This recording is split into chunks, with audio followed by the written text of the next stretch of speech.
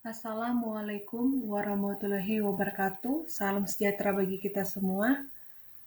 Perkenalkan, nama saya Lungerta dari Universitas Widya Gama Mahakam Samarinda dengan NPM 2163201026 kelas 6A. Baik, di sini saya akan membahas mengenai topik administrasi pembangunan. Baik, yang pertama, pengertian administrasi adalah keseluruhan proses dalam pelaksanaan keputusan yang telah diambil dan dilaksanakan oleh dua orang maupun lebih untuk mencapai tujuan. Dan yang kedua, pengertian pembangunan merupakan suatu usaha dan perubahan yang berencana dilakukan secara sadar oleh suatu negara.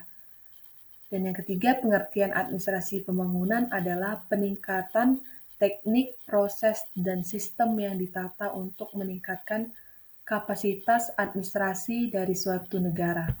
Selanjutnya, administrasi bagi pembangunan memiliki kegiatan administrasi dan untuk pembangunan.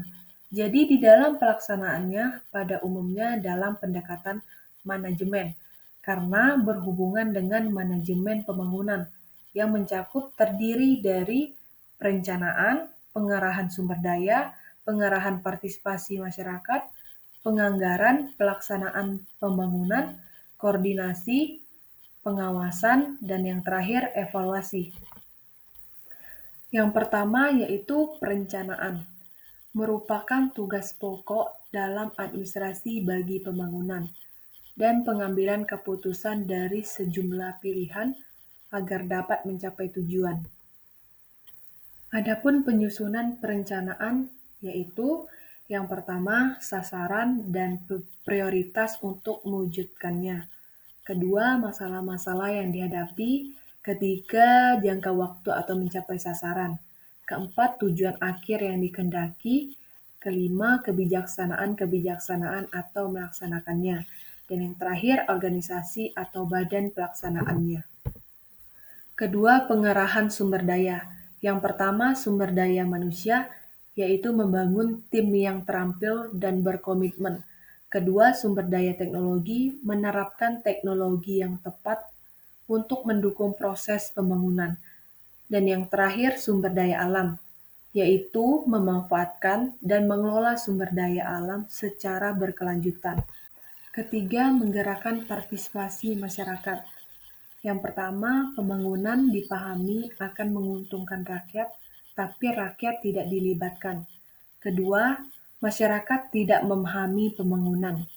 Ketiga, mengembangkan proyek-proyek pembangunan yang melibatkan partisipasi aktif masyarakat dalam proses implementasi. Dan yang keempat, pembangunan hanya menguntungkan segolongan kecil masyarakat. Keempat, penganggaran. Yang pertama, melibatkan masyarakat dalam proses penetapan anggaran. Kedua, memastikan transparansi dalam pengelolaan dan alokasi anggaran pembangunan.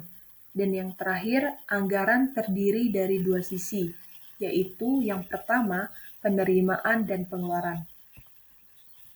Dan yang kelima, pelaksanaan pembangunan. Yang pertama, merancang rencana tindakan yang jelas dan terperinci untuk melaksanakan program pembangunan. Kedua, memastikan ketersediaan dan aksesibilitas sumber daya yang diperlukan dalam melaksanakan program pembangunan. Dan yang terakhir, tempat pelaksanaannya.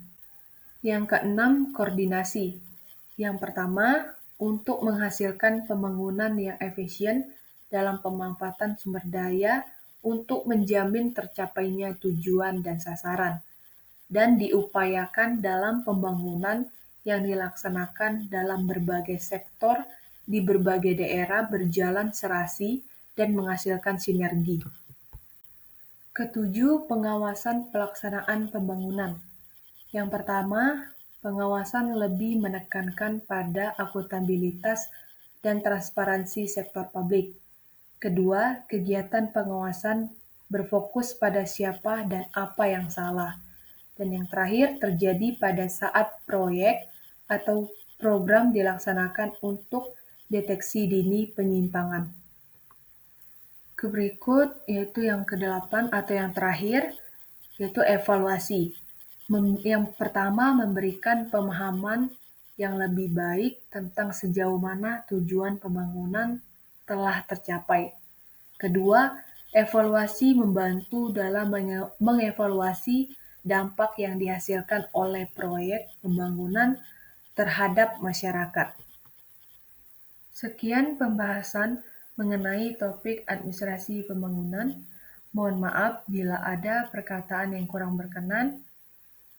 Sekian dari saya akhiri. Assalamualaikum warahmatullahi wabarakatuh.